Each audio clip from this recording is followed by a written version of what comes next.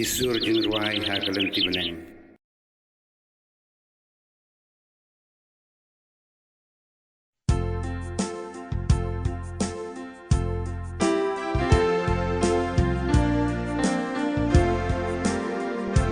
Cô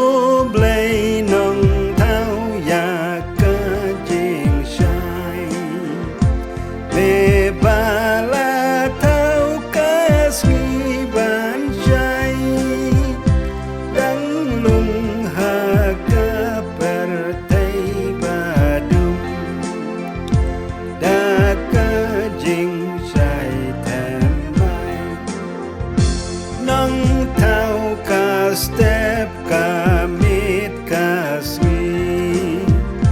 kmi ka jing dum ka kayangi asnap ka jing kerpat pangdu topet ka jing skausi wat shaman sim sudah kerdu Clemon perkat ne jing ngau tu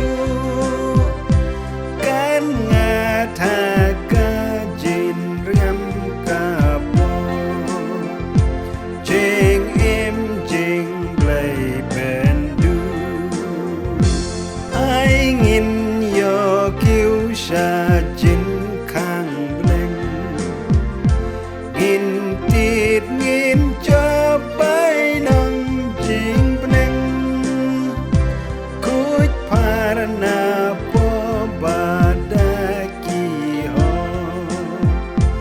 ya la men sim pende kuk pa bas bun kokun marway men sim bakut ko blai lai way tos ngap ka jing kerpat jongi tos ngap bat